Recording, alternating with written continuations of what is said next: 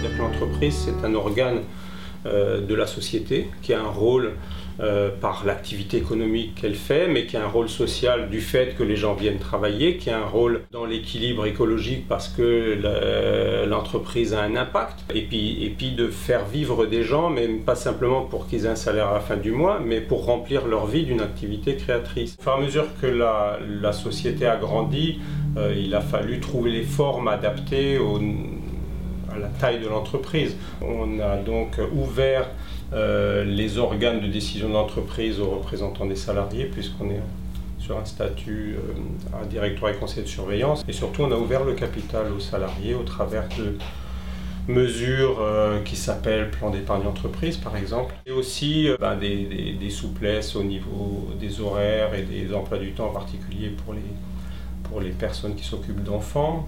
Le projet maintenant de créer une crèche d'entreprise aussi, qu'on met en place parce qu'on a vu à quel point le parcours professionnel des jeunes femmes était entravé par les périodes de grossesse et de maternité.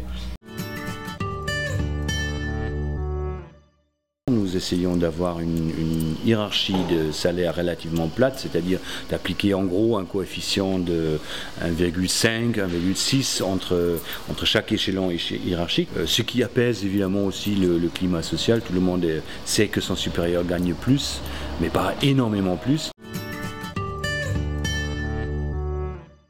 Si on veut que les gens donnent le meilleur d'eux-mêmes, je pense qu'il faut les mettre dans un environnement dans lequel ils peuvent se sentir bien. L'entreprise, pour moi, c'est l'endroit où les gens vont passer un tiers de leur vie.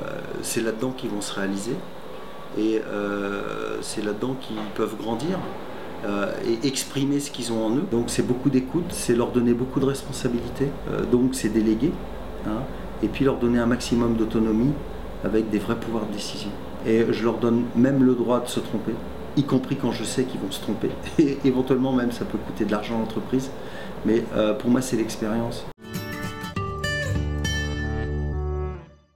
En même temps que l'entreprise a grandi, moi j'ai grandi aussi en étant simple boulanger, en découvrant ce métier de la boulangerie, et puis en franchissant un petit peu les paliers, en devenant responsable de l'atelier boulangerie. L'entreprise m'a donné les moyens de pouvoir progresser et en même temps de m'aider à progresser par des formations. Aujourd'hui, on voit un point important, plus on a de personnel, plus le management prend une place importante. Et moi, le fait de pouvoir faire des formations, de rencontrer d'autres entreprises, m'a permis d'aborder la relation avec mes équipes d'une autre manière. De toute façon, des structures, des mégastructures, des structures trop grandes, je doute fort qu'ils peuvent être durables.